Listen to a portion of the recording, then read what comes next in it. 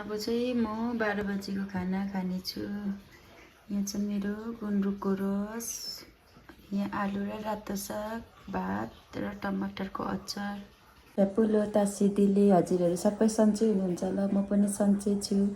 हजुरहरूको सामु फेरि मैले सिम्पल मुकब्याङ भ्लग लिएर आएको छु। यहाँनिर चाहिँ मैले टमाटर मसिनो खालको टमाटरको चटनी र लसुन मिक्स गरेर अचार बनाएको छु। अनि यहाँ चाहिँ रातो साग र आलु र यहाँ चाहिँ मेरो गुन्द्रुकको रस। क्यामेरा नमिलेर देखेन। यहाँ चाहिँ गुन्द्रुकको रस। लाइक गरिदिनुहोस्, मन परेमा सेयर पनि गरिदिनुहोस्, अन्त कमेन्ट पनि गरिदिनुहोस् ल।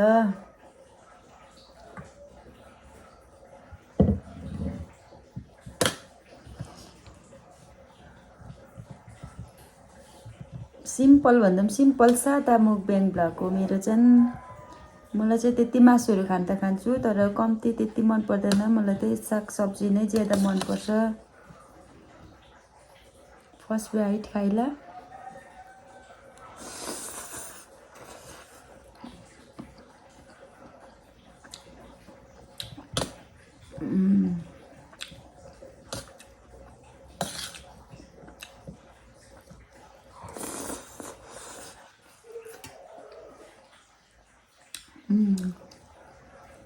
यम्मी भएछ। गुन्द्रुकको रस पनि अमिलो मिठो भएछ र आलु र यो रातो साग पनि मिठो भएको छ। यो चटनीको झन् अब के कुरा गर्नु। मिठो न मिठो, पिरो न पिरो, मसिनो खालको टमाटर अनि लसुन मिक्स गरेको।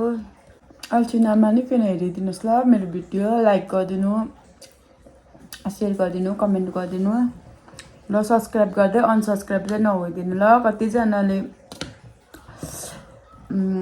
मेरो च्यानलसँग जोडिएको छु भन्छ, तर उहाँहरूले सब्सक्राइब गरिदिएको हुँदैन। उहाँलाई र पनि मैले ब्याक गरिराखेकै हुन्छु।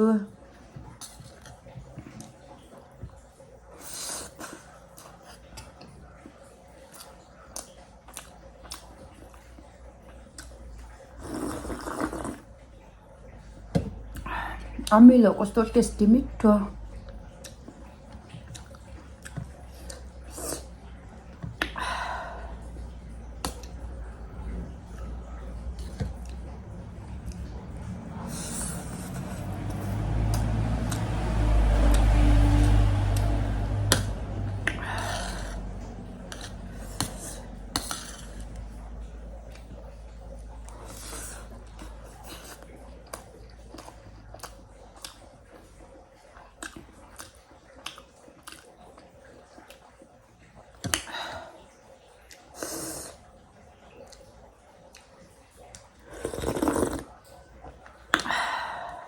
साँच्चै नै यम्मी।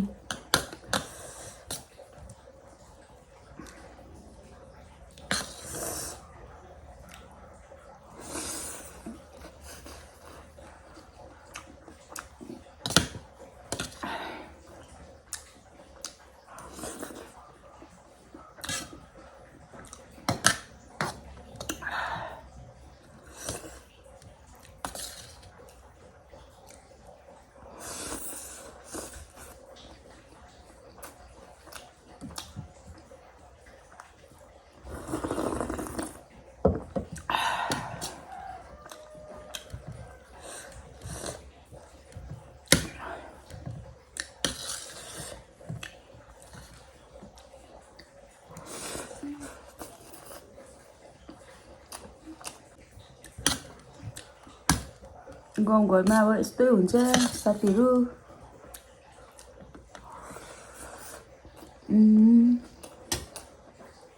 फोन आइनु।